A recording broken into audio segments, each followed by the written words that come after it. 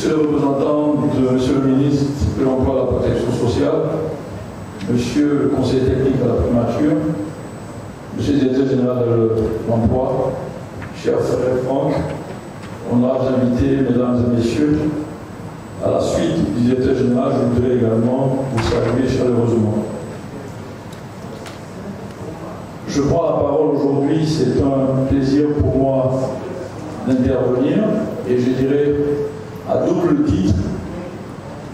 Le premier, c'est que ça a été rappelé tout à l'heure par le maître de cérémonie, c'est en 2018 qu'on a eu l'effectivité donc de la carte, mais certains dans la salle, à commencer par le directeur général, peuvent témoigner du scepticisme qu'on avait eu au début. En premier, je dirais moi-même, dans les premières discussions, lorsque les requêtes étaient arrivées pour financer, non pas parce qu'on ne voulait pas financer, mais l'atelier témoigne de ça, c'est que beaucoup d'outils ou d'applications sont mis en place.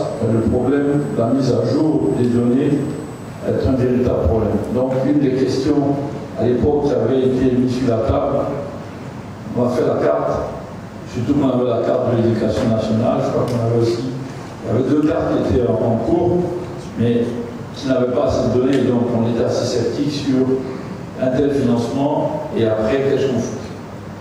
Mais je pense que Franck, un frère, a réussi quand même à pousser avec ses collaborateurs, je vois Cobina, on a eu beaucoup de discussions et on nous a tous convaincus qu'il fallait y aller. Et je me souviens très bien lorsque le ministre alors, on lui a présenté l'application, la première chose qu'il avait dit, comment vous assurer le renseignement de cette carte. Et donc je pense que cette cérémonie-là s'inscrit dedans. Mon deuxième point de satisfaction, c'est qu'en tant qu'acteur dans le milieu de l'emploi, puisque aujourd'hui nous avons la place de gérer deux gros financements de l'emploi au niveau de la Côte d'Ivoire, notamment le projet Emploi Jeunes Développement des compétences PGDEC, que certains parmi vous connaissent, mis en œuvre depuis 2012, avec 50 millions de dollars dans la première phase, 50 autres millions de dollars dans la deuxième, et depuis 2022, on a 150 millions de dollars. On regarde les résultats positifs sur le projet. On a le projet CE2 Emploi des jeunes, qui a commencé en 2013 avec 10 milliards, 21. Aujourd'hui, c'est environ 50 milliards de francs. Mais ma satisfaction à ce niveau, je dirais qu'on ne peut pas avoir l'efficacité des actions si on n'a pas de données. On navigue un peu à vue.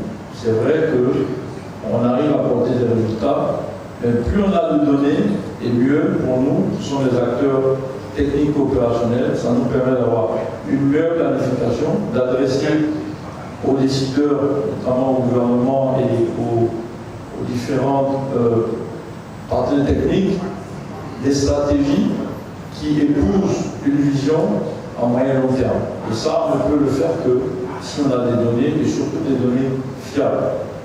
Donc ces deux points de satisfaction aujourd'hui me ramènent à dire que cet atelier pour moi revêt un caractère très important. La vulgarisation de cet outil va permettre donc de pouvoir mieux le connaître, mieux le renseigner, afin qu'il nous serve tous et toutes à mieux faire et surtout à mieux accompagner notre pays dans la problématique de l'emploi. C'est vrai que nous sommes plus sur les jeunes, mais dans la problématique de l'emploi de façon globale. Donc j'invite les uns et les autres vraiment tous ensemble à mettre beaucoup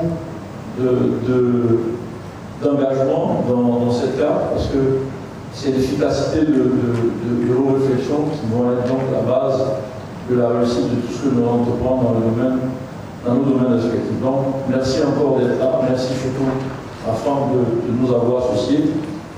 Mes équipes et moi, nous restons toujours disponibles pour accompagner ces initiatives afin que notre pays puisse aller de l'avant, surtout dans le secteur de l'emploi. Je vous remercie.